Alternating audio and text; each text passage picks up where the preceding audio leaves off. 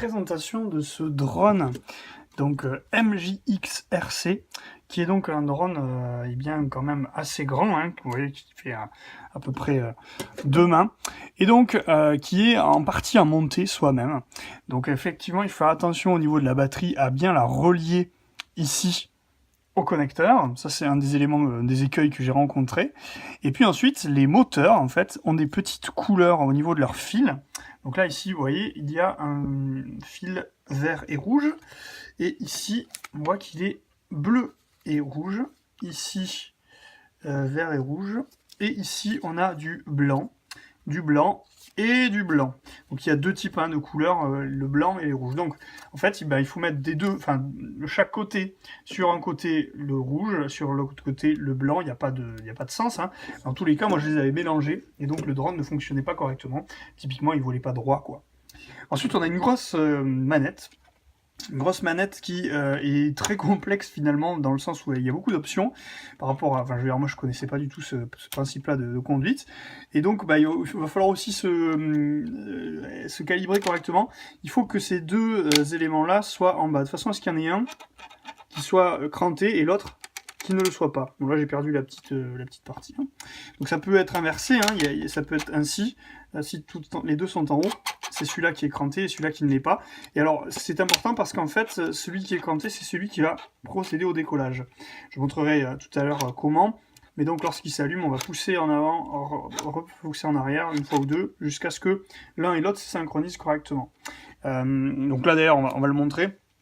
J'allume les deux, voilà, ils clignotent. Et lorsque je vais monter, hop, vous voyez qu'il reste fixe et elle clignote pour dire je suis prête, j'ai trouvé mon drone. Et à partir de là, eh bien, on est prêt à démarrer. Voilà, on va aller dehors après. Donc ça c'est important pour savoir démarrer, parce que si on ne le sait pas, il s'envole pas. Ensuite on a pas mal de réglages qui vont permettre d'ajuster vraiment précisément le guidage de l'appareil, et qui vont être d'ailleurs reflétés ici. Donc vous voyez par exemple, ici j'ai décalé parce que mon drone penchait un peu trop vers la gauche, donc en décalant ici plusieurs fois, eh bien, je vois que maintenant je le refais pencher un petit peu à droite, et donc j'ai une stabilité bien plus intéressante. Voilà, après en termes de pilotage, et là c'est pas évident, mais c'est une habitude à prendre. Petit à petit, on apprend véritablement à piloter cet engin qui est quand même, je dirais, en dehors du fait qu'il soit en plastique très léger pour pouvoir s'envoler, il fonctionne quand même parfaitement. Allez, on y va.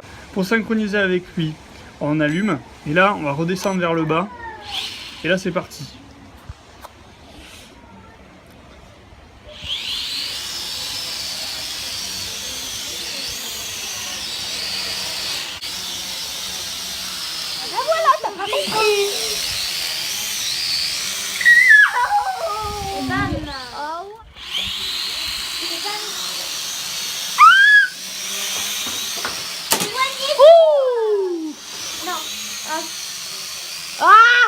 Allez, va aller sur le toit.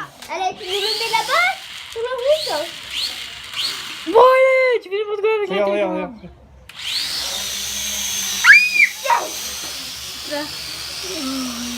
Allez, continue à faire les conneries.